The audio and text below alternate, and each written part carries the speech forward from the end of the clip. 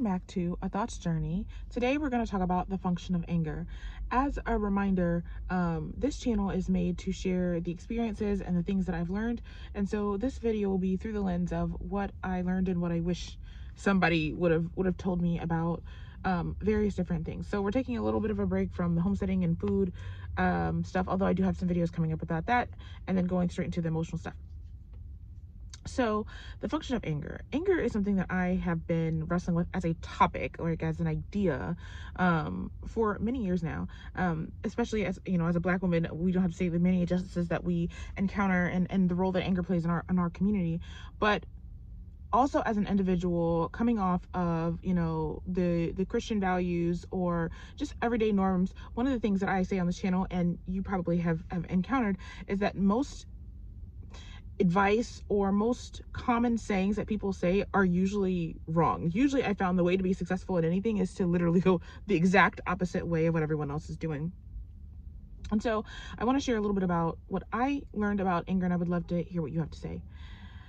One of the things I learned about anger is that it is generally a reaction to a boundary being usurped.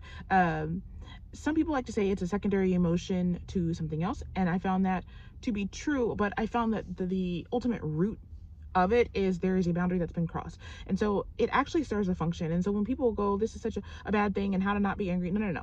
Like, one of the things you learn is how to move through your emotions and to ask yourself, what if I'm right? What if I'm not wrong? What if nothing is wrong with me? And you learn that the emotions flex and they change. But one of the things when you are doing what they call shadow work, or just reclaiming yourself, what will come up is anger. And what you'll see on the other side of that is what it's recovering or reclaiming is your boundaries, your authority, your ability to to govern yourself, your autonomy. Anger is an indicator that something is happening that you don't want to be happening, or like, especially like a personal boundary.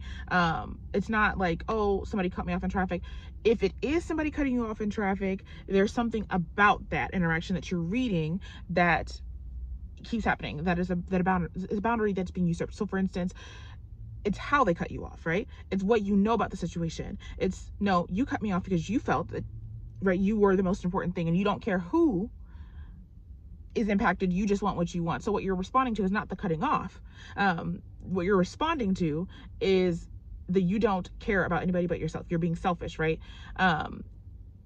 Because there's a universe in which you wouldn't really care if somebody's cutting you off. For instance, if the lane suddenly ended, or if there was an emergency or something happened, then you would approach it with more curiosity. So the body is very intelligent and can pick up on different minute things. And so I think one thing that I would encourage you to do is to stop looking at your emotions as if, or your body as if it's a foreign object and cannot determine what's right and wrong.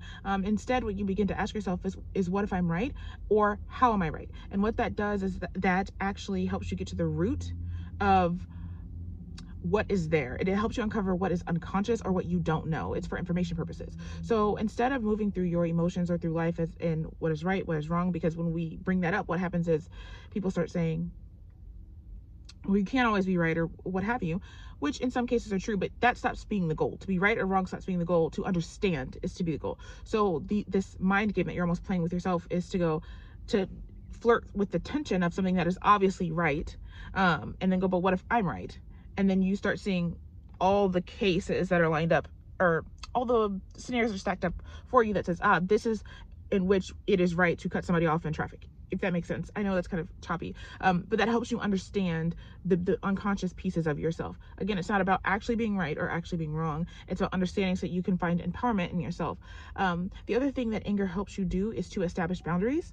And so when you have lived life with your boundaries being crossed all the time, a lot of times what it does, that kind of beats you down or silences you. So anger is the force that helps you be bold. It helps you find the third way out. So instead of not saying anything or just, feeling powerless at another moment, it helps you say, nope, I'm going to speak up in this instance, or I don't think this will do anything, but I'm going to do this anyway because this is the only action that I can think to do.